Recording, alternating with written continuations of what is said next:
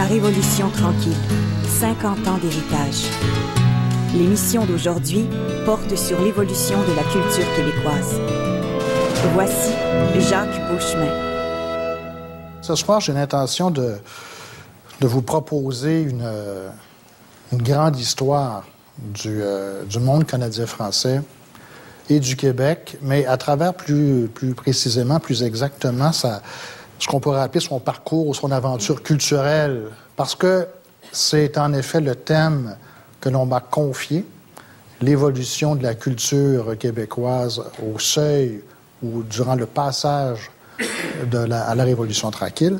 Alors, c'est ce que je vais essayer de faire. C'est un thème qui, évidemment, est difficile pour plusieurs raisons.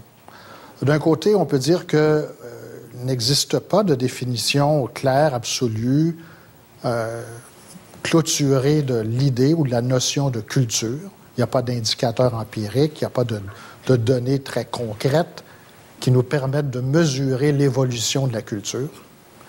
Mais ce qui rend ce thème plus périlleux encore, plus difficile à aborder, c'est le fait que nous y plongeant, nous nous trouvons dans ce qui nous permet de nous représenter comme collectivité, dans le réconfort d'un certain sentiment d'appartenance, mais aussi, nous référant à la culture, nous nous trouvons au cœur de ce qui nous divise, au cœur de ce que furent jadis peut-être nos défaites, nos manquements, au cœur de ce que nous devons peut-être faire pour dépasser ces défaites et ces manquements.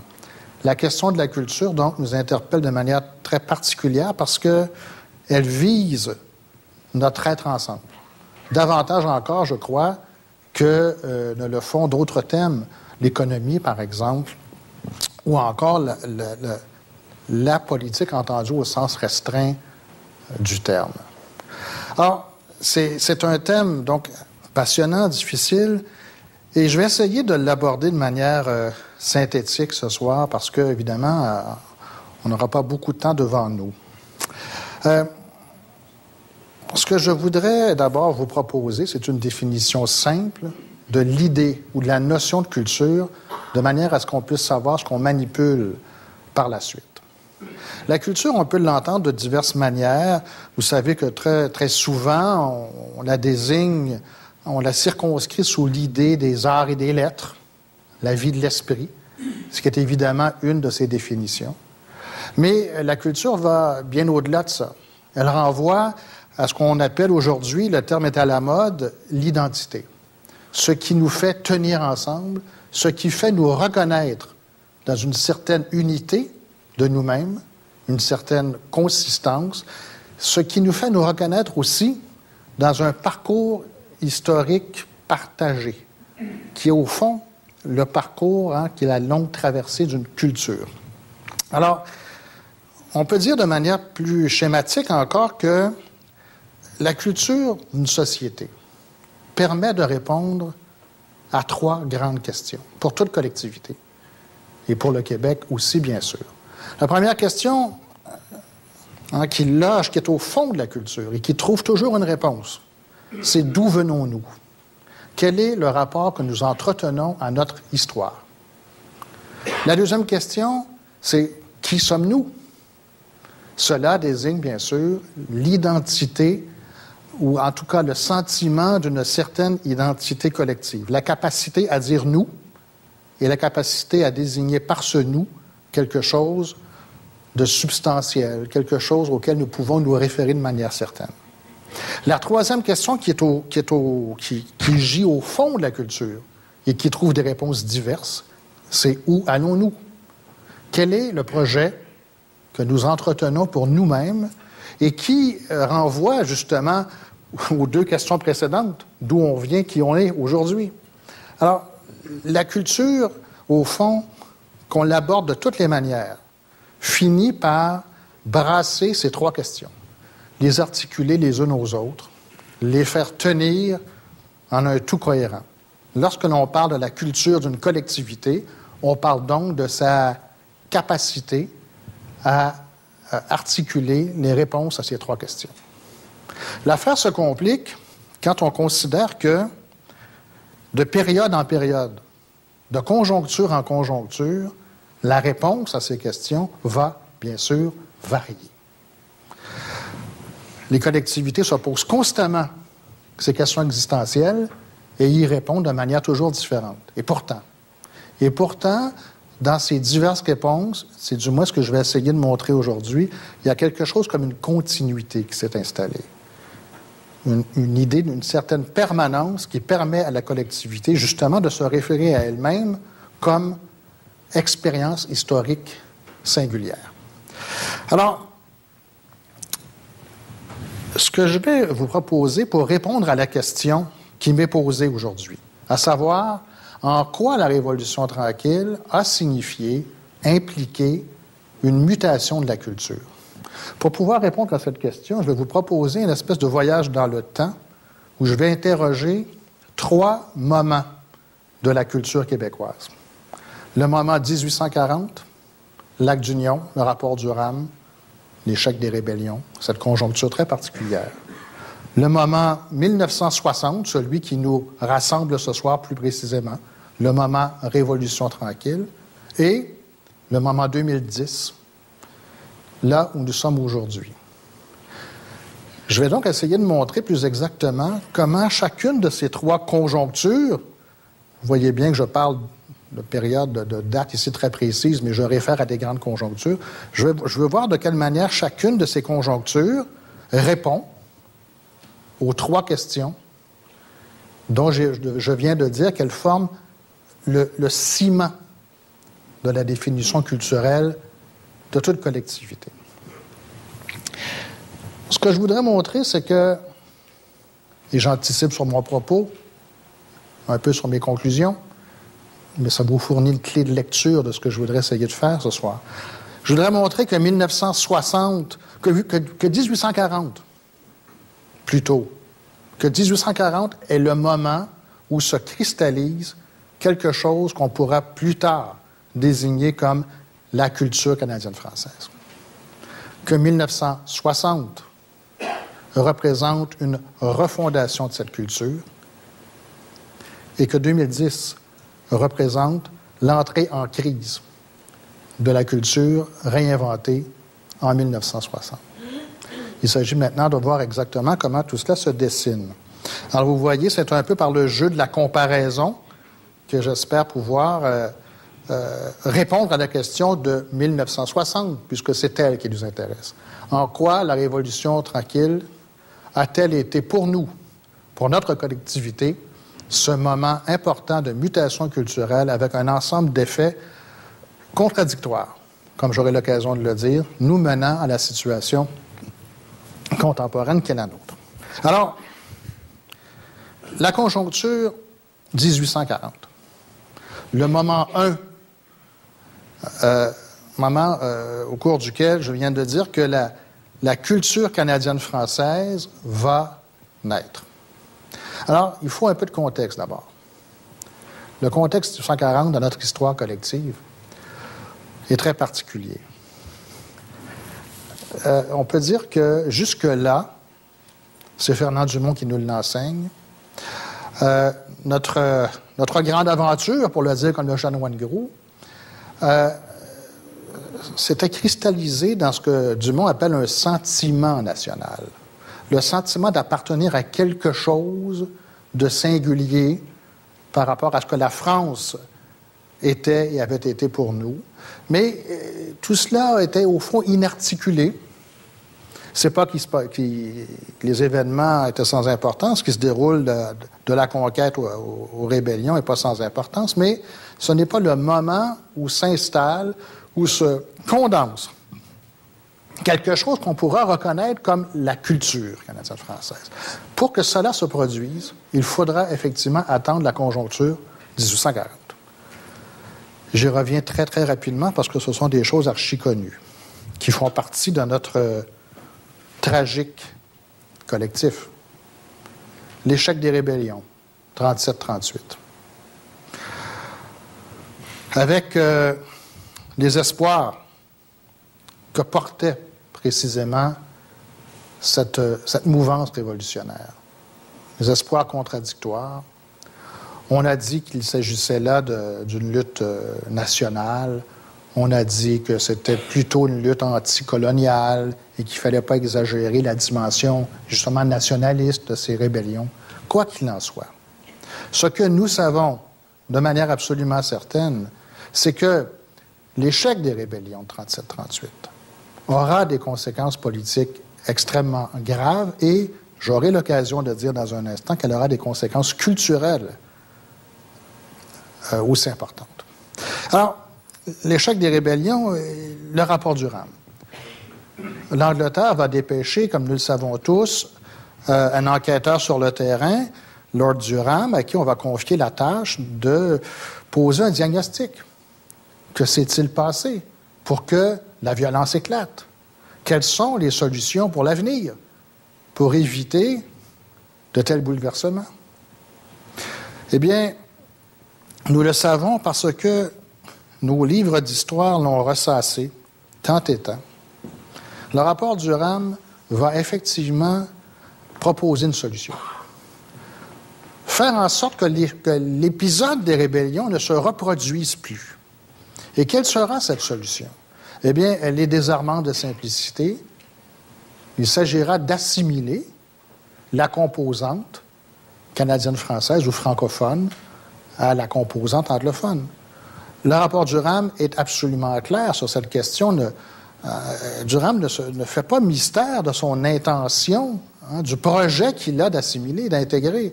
Et vous savez, tout le monde se rappelle des propos très durs qu'il va tenir au sujet de notre collectivité.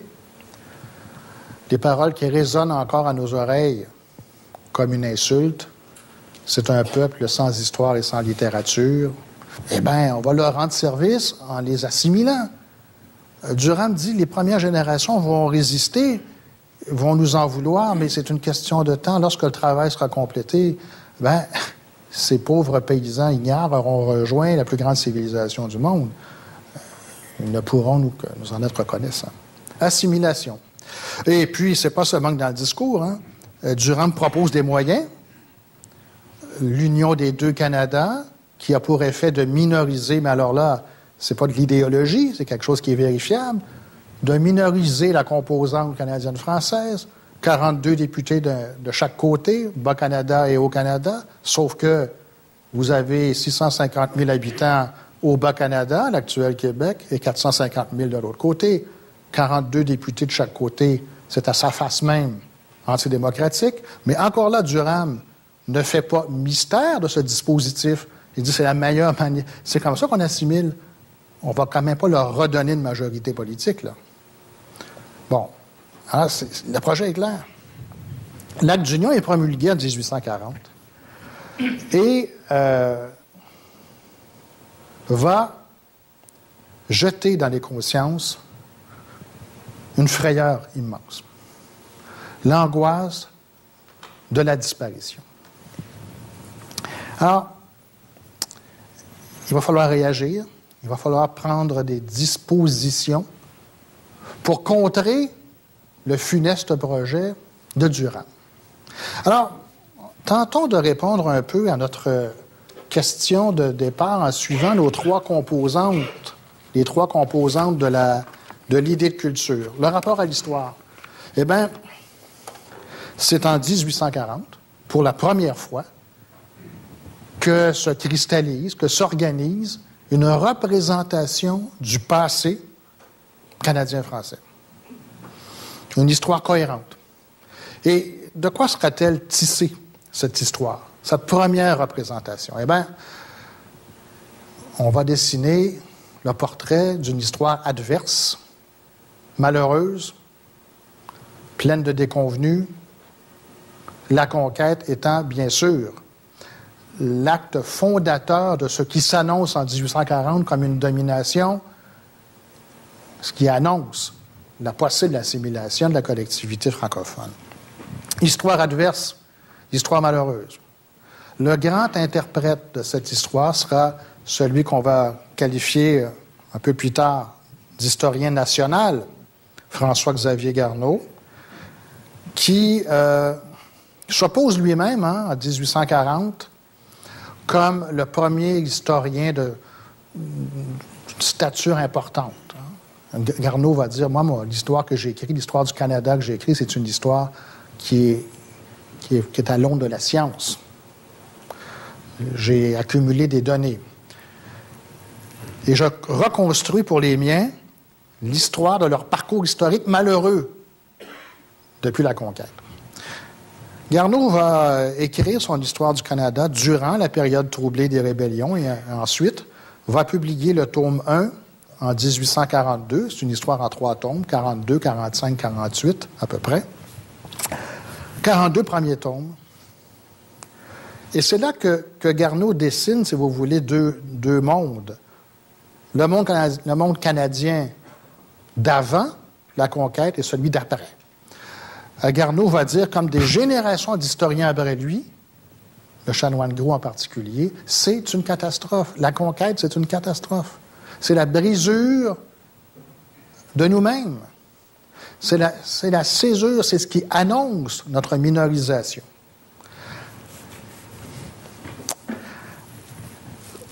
« 1840, 45, 50, c'est là que se cristallisent les premiers éléments de la culture canadienne-française. Précisément dans cette angoisse de la disparition et dans la volonté d'y résister. Mais comment? Comment y résister? C'est ce qu'on verra dans un instant. C'est au moment, donc, où la culture prend forme,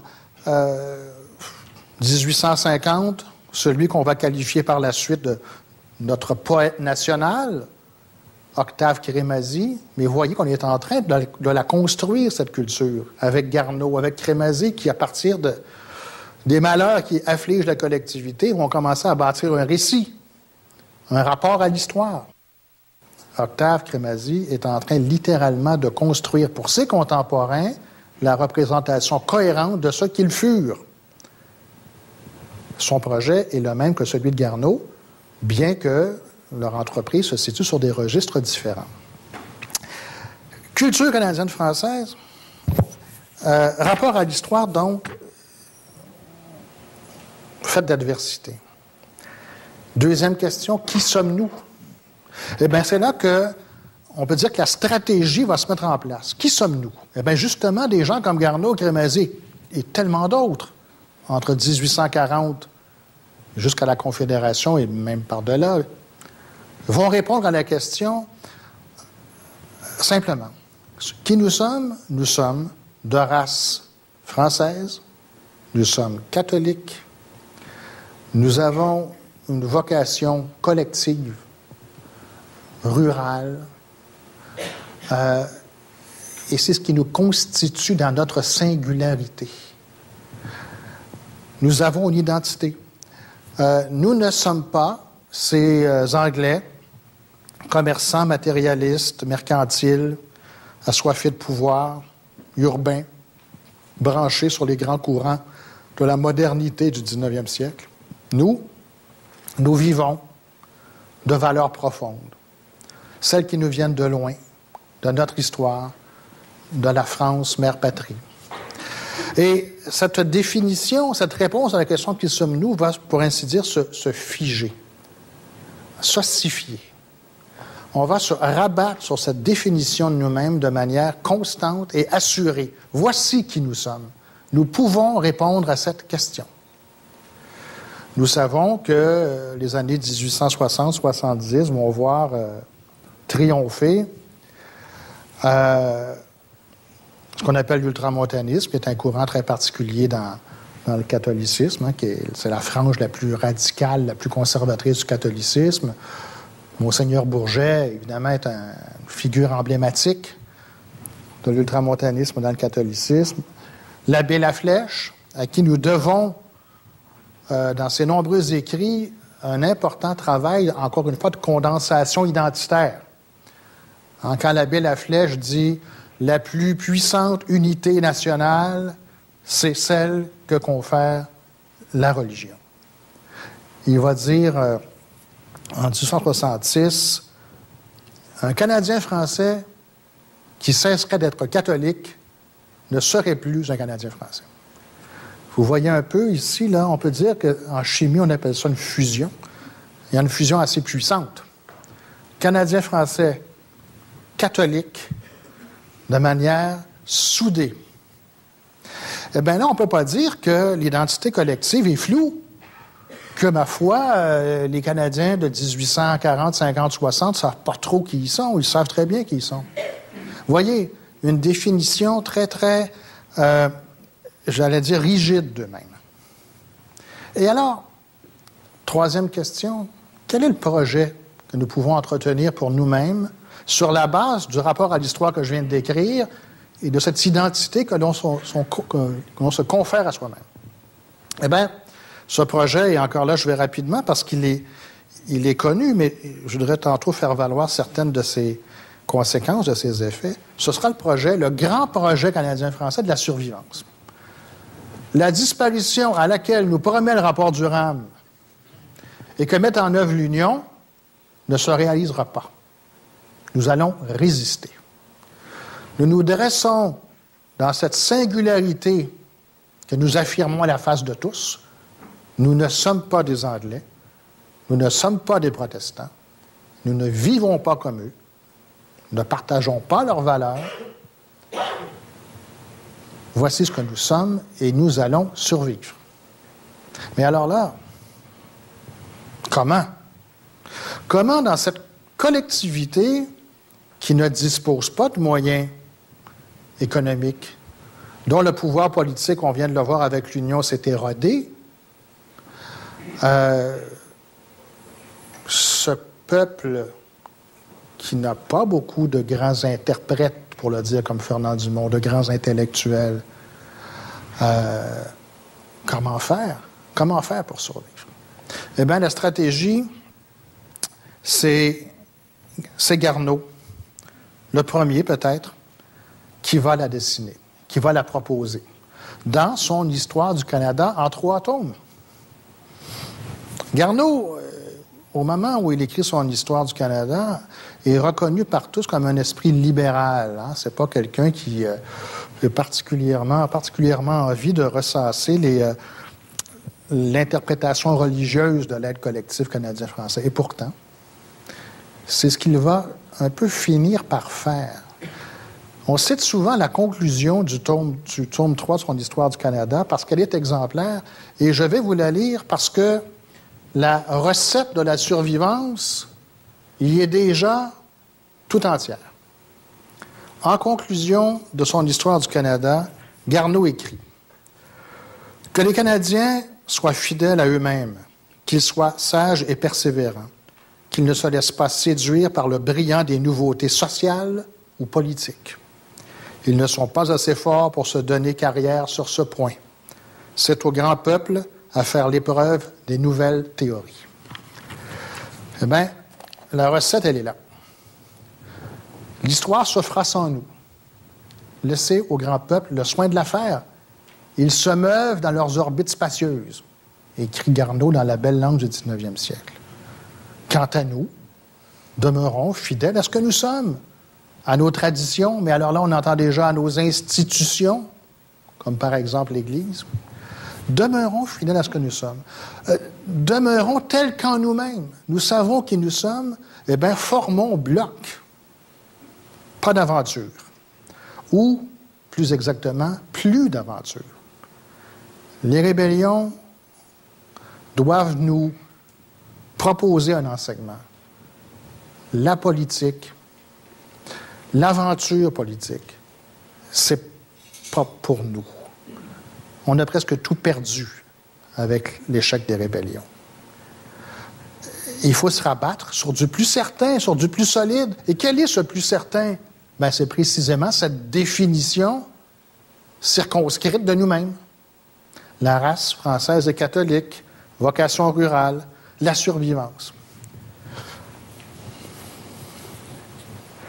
Eh bien, on peut dire que cette recette-là, elle va, pour ainsi dire, être constamment reproduite durant des décennies. le chanoine Groulx, au 20e siècle, va assurer la relève de ce point de vue-là. Et lui aussi sera un puissant définisseur de culture. On a dit souvent, et c'est sans doute vrai, que le chanoine Groulx, en 1920, radicalise Garneau, c'est-à-dire qu'il va encore plus loin que lui dans cet idéal de survivance de la race canadienne-française. 1922, le chanoine Groulx publie son roman « L'appel de la race », qui va connaître un succès extraordinaire, réédité 9 fois. Et quand on le relit aujourd'hui, Québécois moderne que nous sommes devenus, ben, il nous fait sourire. Mais ce qu'on retrouve là-dedans, c'est à l'état pur la recette dont je parle. Hein, l'appel de la race, c'est l'histoire d'un Canadien français qui va marier une Anglaise et qui va donc s'angliciser au malheur. Vous voyez, la fissure dans l'identité ici, qui est pratiquée, qui va s'angliciser, dont les enfants vont grandir en anglais. Et c'est ce même héros canadien-français anglicisé qui va, grâce au conseil d'un bon abbé qu'il prend en charge, va retrouver ses racines canadiennes-françaises, revenir au Québec, puisqu'il habitait en Ontario, revenir au Québec, retrouver ses racines et se faire finalement un des grands défenseurs, un des grands héros de la protection ou de la pérennité du collectif canadien-français. Alors, il y a beaucoup d'enseignements dans ce roman de Groulx. Pas de mariage mixte. Les mariages mixtes, ça veut dire l'assimilation. Attention à l'anglais et à l'anglicisation. Restons, au fond, entre nous, tels que nous sommes. Voyez les dangers de sortir de l'orbite canadienne-française. C'est la grande leçon de l'appel de la race. Groulx, à sa manière, reprend donc l'argument de Garneau et propose, version 1922, la recette de la survivance. Alors, qu'est-ce qu'on peut conclure du moment 1840 et de ses suites en tant que conjoncture où se dessine le portrait de la culture canadienne-française? On peut dire en tout cas, et de manière peut-être surprenante, que cette définition de nous-mêmes avait un aspect positif. Définition puissamment cohérente. Identité canadienne-française claire. Assurance d'être nous-mêmes plantés dans l'histoire. Et là pour y rester. Évidemment, cette conjoncture, c'est aussi celle que Fernand Dumont a qualifiée joliment d'hiver de la survivance. En Dumont, qu'est-ce que Dumont nous apprend dans de nombreux écrits? Dumont nous dit, au fond, la recette Garneau-Groulx, elle a fonctionné. Elle nous a permis, à nous, francophones, d'arriver jusqu'à maintenant en continuant de parler français. Ce qui, en Amérique, est déjà quelque chose d'extraordinaire. Elle a marché. Mais à quel prix? Au prix, ce sont les mots de Fernand Dumont, d'une mise en marge de l'histoire, d'une congélation historique.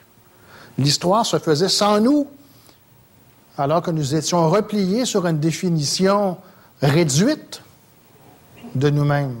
Alors que nous nous référions à une histoire en grande partie mythifiée, la Nouvelle-France, âge d'or de la collectivité, pas certain.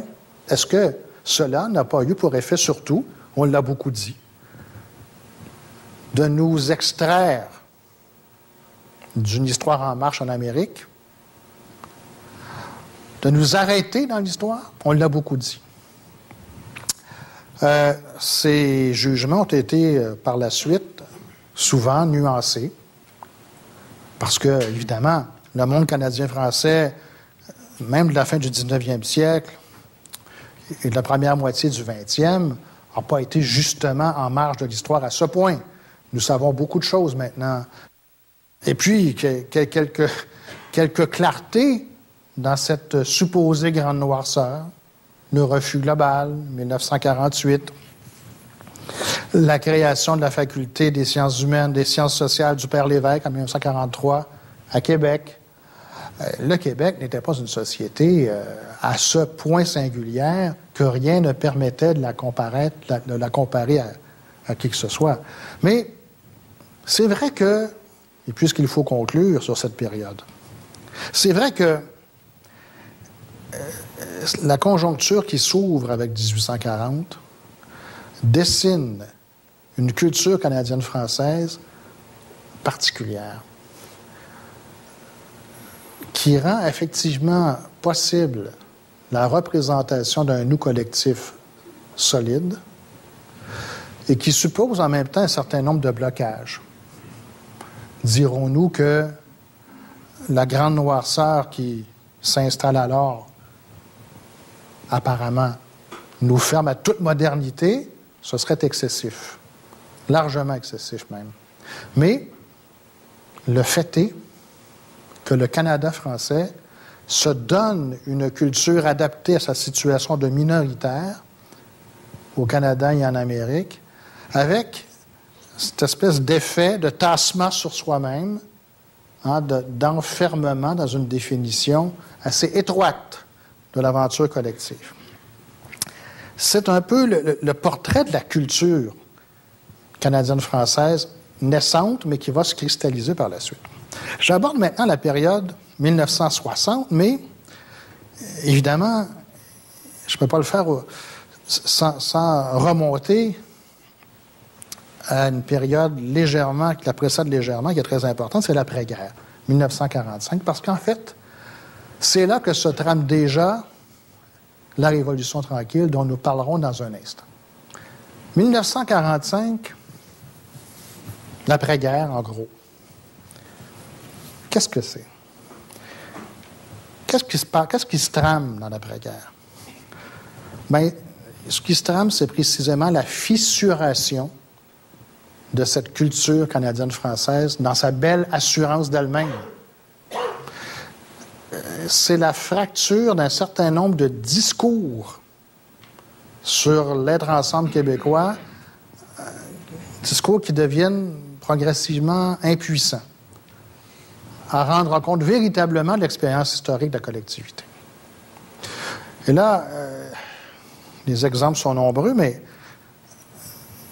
nous savons par exemple que c'est emblématique que la fondation de la revue Cité libre en 1950, par Pierre-Éliott Trudeau, Gérard Pelletier et d'autres, ce sont des grands mythes de notre histoire récente, que Cité libre, c'est pas que Cité libre a elle seule réussi à percer le mur de cette définition conservatrice de nous-mêmes, mais c'est qu'elle était en quelque sorte l'illustration que quelque chose avait fait son temps, qu'une critique devait être faite de cette définition de la culture canadienne-française. Alors, s'amorce autour de 1950 le procès de la culture canadienne-française. Procès qui va devenir de plus en plus virulent plus on avance dans le temps.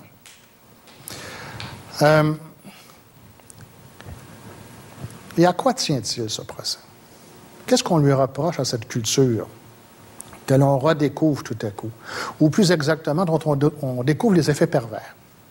Eh bien, on la tient responsable d'un ensemble de manquements.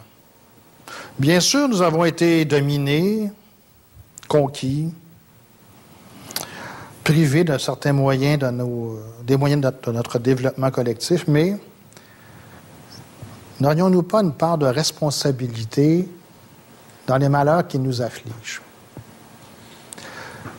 Est-ce que, par exemple, le fait que nous soyons si peu présents dans l'économie, dans l'industrie, ne serait pas également le résultat de notre ineptie, notre piètre sens des affaires, notre incapacité à prendre une initiative, à jouer le jeu des grands, à nous lancer en affaires.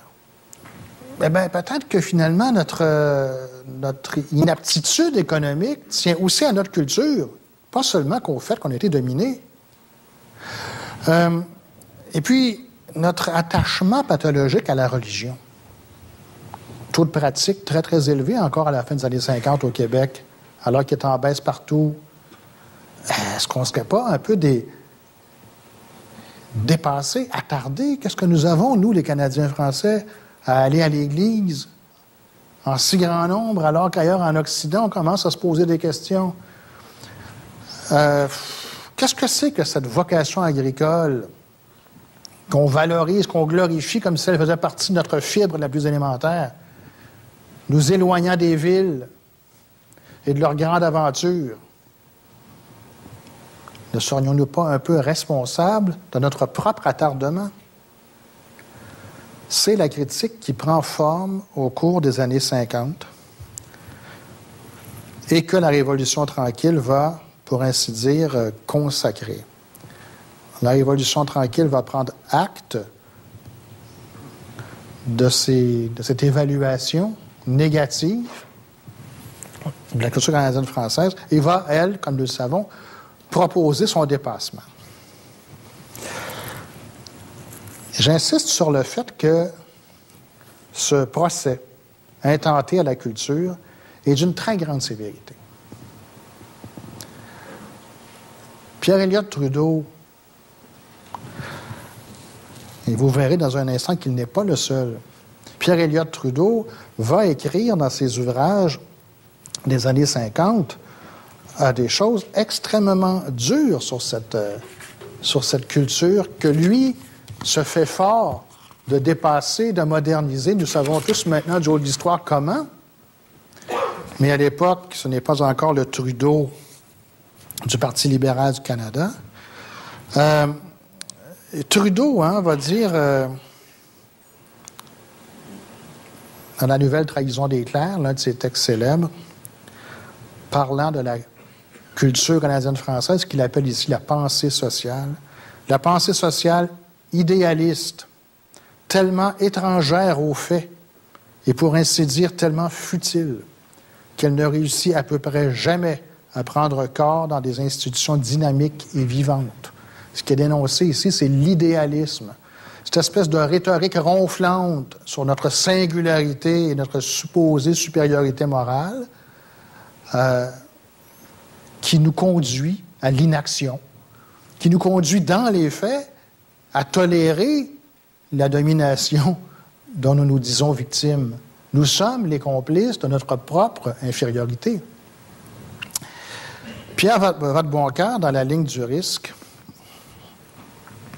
texte par ailleurs magnifique et que nous aurions intérêt à méditer, Pierre Vadeboncoeur n'est pas plus tendre à l'égard de cette culture, en dépit du fait que, comme nous le savons, il va prendre une direction différente de celle de Trudeau.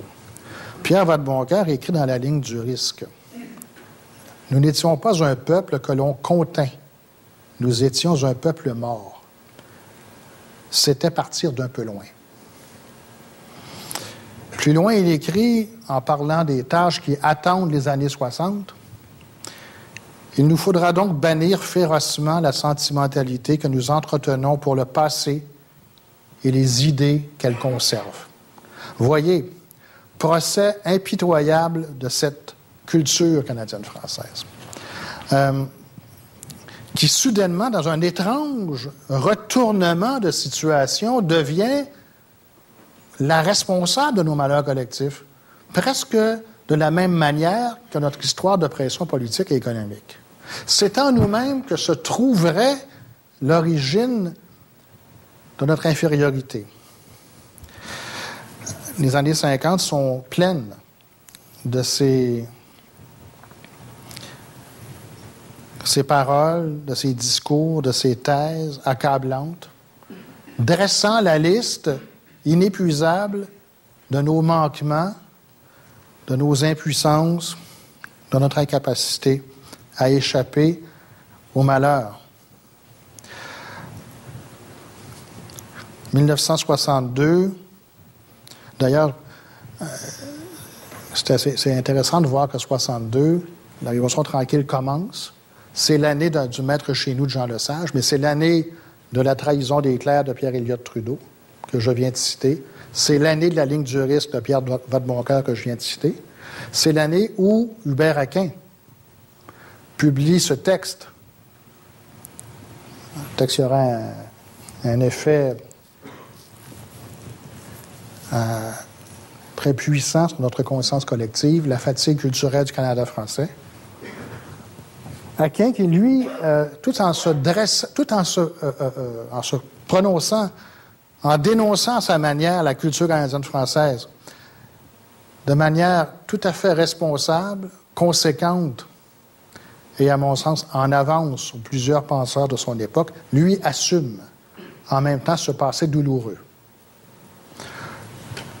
Il écrit dans ce texte magnifique des choses terribles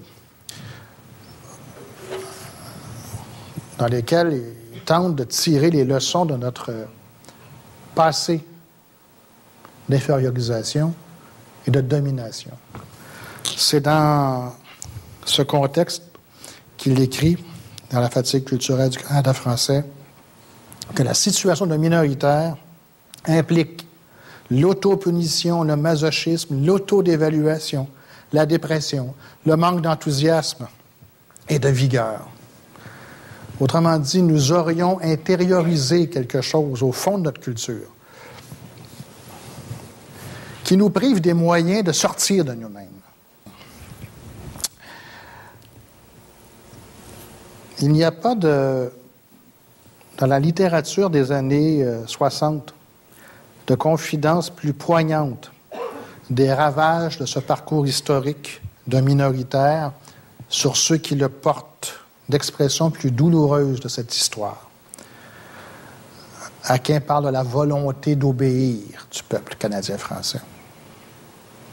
Ce peuple, écrit-il, qui est, parce qu'il est invariablement fatigué, devient fatigant. Voyez un peu, hein? Vous voyez, même chez un Aquin, qui demeure, malgré tout, solidaire de l'aventure des siens, qui refuse de s'en séparer, plus encore, qu'il estime impossible de pouvoir évacuer de sa propre vie, son propre parcours biographique, il y a chez Trudeau, Vadeboncoeur et Aquin, malgré tout, le constat, quelquefois dépité, d'autres fois attristé, de ce que la culture canadienne-française a pu produire comme effet sur la collectivité. Effet inhibiteur, paralysant. Culture qui nous a enfermés dans une définition totalement irréaliste de nous-mêmes, de notre situation et des projets que nous pouvons entretenir. Eh bien, c'est précisément ce que la Révolution tranquille va vouloir renverser. Sur la base de ce procès très, très dur. Alors, la Révolution tranquille, elle va répondre à la question « D'où venons-nous » Eh bien, nous arrivons de la Grande Noirceur. Nous arrivons de l'hiver de la survivance. Nous arrivons de ce que Trudeau et Pelletier et Vadeboncoeur dénoncent. Nous arrivons de cette médiocrité qui a été la nôtre. Et c'est la raison pour laquelle les années 60 vont célébrer la modernité québécoise comme un véritable miracle, une illumination, un éclair dans le ciel, alors que tout semblait impossible, fermé à jamais, alors que la culture avait refermé sur nous son emprise débilitante. Eh bien, voilà que la libération est peut-être possible. Dans la mesure précisément où nous parvenons à dissoudre cette culture, la remplacer par une autre. Modernité enfin advenue, célébrée. Jean Lesage, l'équipe du tonnerre, maître chez nous, tous ces slogans nous enseignent que peut-être un autre avenir est possible. l'exposition universelle de 67 sera en quelque sorte une apothéose de ce point de vue. Les Québécois vont se représenter dans une modernité enfin advenue, et là, ils vont en boire jusqu'à plus soif. On accueille le monde, nous sommes parmi les grands, nous avons mûri et nous voici avec le monde. Nous l'accueillons. Et il nous reconnaît dans notre modernité enfin conquise. Bon, une espèce de discours, mais vous voyez ce qui s'opère. C'est une transformation de la culture. L'histoire passée est non seulement une histoire adverse, comme 1840 le savait déjà, mais c'est l'histoire de nos propres manquements. Maintenant, qui sommes-nous? Eh bien, nous sommes justement ces modernes, urbains, advenus à nous-mêmes enfin, dans l'action et non plus dans l'idéalisme des vieilles idéologies.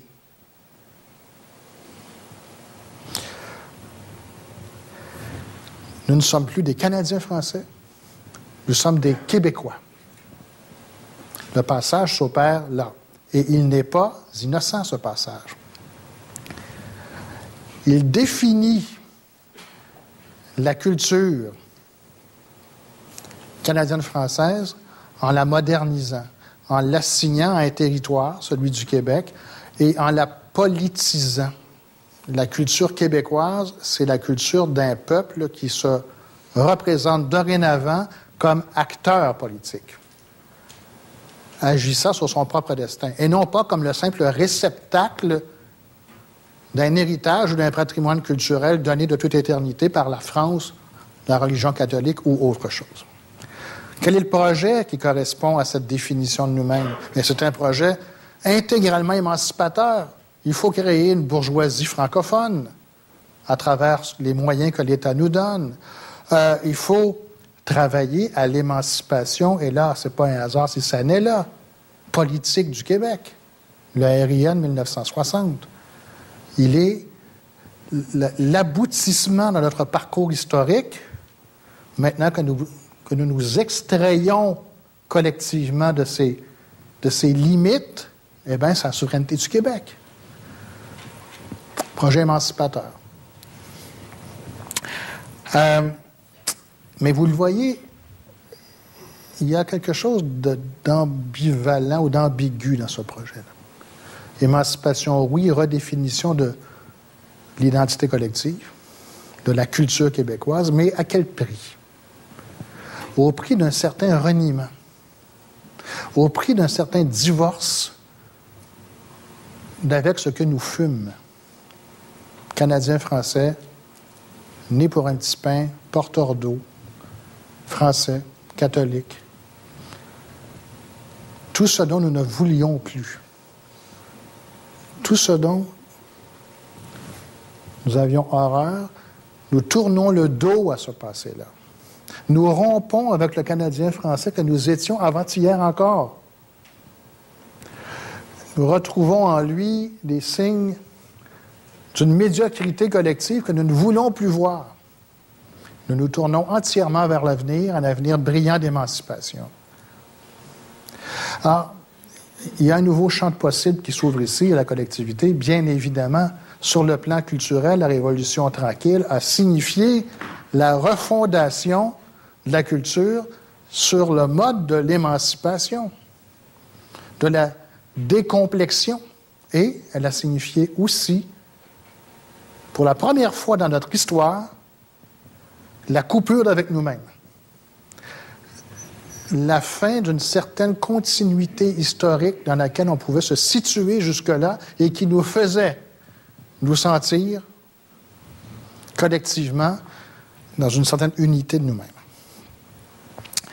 Eh bien, c'est l'effet paradoxal de la Révolution tranquille sur la culture, mais là on peut vraiment l'appeler québécoise. C'est l'effet paradoxal d'une libération de quelque chose qui sans doute pesait, limitait, mais c'est aussi le largage de ce qui jusque-là nous tenait à une certaine définition de nous-mêmes cohérente. Ce qui s'immisce dans cette nouvelle culture refondée. Ce sont,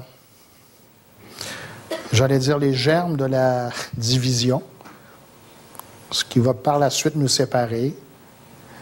Je ne dis pas que cela soit entièrement mauvais. Je constate qu'à partir de là, notre définition de l'humain va devenir plus problématique.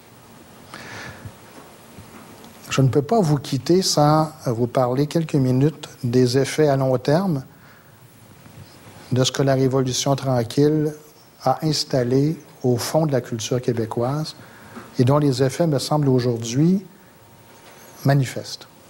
La dynamique culturelle de la Révolution tranquille étend ses effets jusqu'à nous de plusieurs façons. Le pluralisme qu'elle permettait, qui était nouveau, cette définition de l'être ensemble québécois comme étant au fond pluriel, plus complexe que celui du monde canadien-français. Cette ouverture à la modernité culturelle a fait des Québécois d'aujourd'hui, ou du Québec d'aujourd'hui, une société plus divisée, plus fragmentée, de moins en moins capable de se reconnaître dans son unité constitutive. Le rapport de la commission Bouchard-Taylor en est l'illustration parfaite. Ce rapport, qui a beaucoup de qualités, propose une définition de la culture québécoise ou de l'identité québécoise contemporaine assez étrange, du moins elle le serait aux yeux de nos ancêtres de 1840 ou même de nos pères de 1960. Cette culture, elle est présentée dans son total éclatement, son étalement. Le rapport de la Commission pose le Québec d'aujourd'hui comme n'ayant pas véritablement de centre. Les cultures s'y rencontrent, s'y croisent, se fécondent, ce qui est évidemment vrai à certains égards. Le rapport est incapable de poser véritablement, me semble-t-il, la centralité du collectif franco-québécois comme formant le cœur de la nation québécoise. Je dis le cœur, je ne dis pas la totalité de la nation. Ces mots ont vieilli, sont devenus indicibles, scandaleux, mais au-delà de leur charge polémique, je crois qu'ils indiquent l'état de notre culture, notre impuissance paradoxale à dire nous, notre impuissance à nous retrouver tels qu'en nous-mêmes formant communauté. Voici un des effets pervers, inattendus peut-être, de la Révolution tranquille et de ses incidences sur la culture québécoise. Les Québécois d'aujourd'hui sont infiniment plus ouverts sur le monde que les Canadiens français pouvaient l'être. Ils sont plus instruits, plus riches, sans doute plus libres, débarrassés des pesanteurs anciennes, et pourtant de moins en moins capables de se reconnaître comme communauté, de moins en moins capables aussi de porter des projets qui soient des projets d'avenir. Et je vous soumets que cette impuissance est imputable au fait de ne plus être capable de répondre à la question « D'où venons-nous ?» Notre histoire étant devenue un territoire où luttent des mémoires en conflit.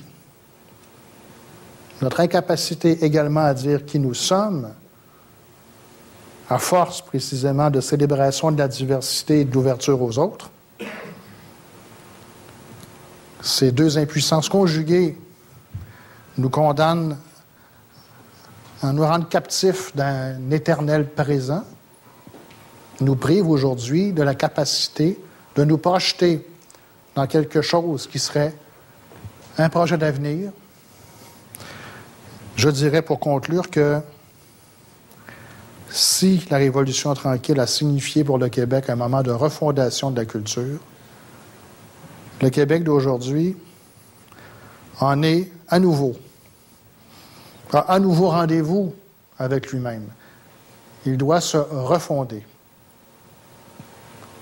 pour s'extraire de cette crise de la culture. Mais alors là, comment?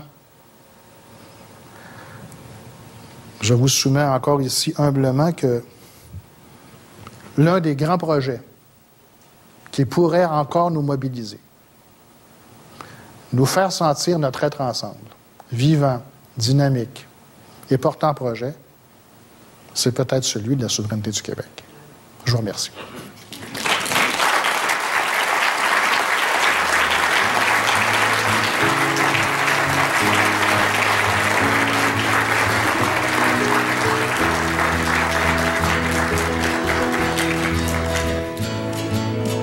Lors de la prochaine émission, vous entendrez Marc Laurando, journaliste, qui parlera de la persistance de l'enjeu constitutionnel à la Révolution tranquille.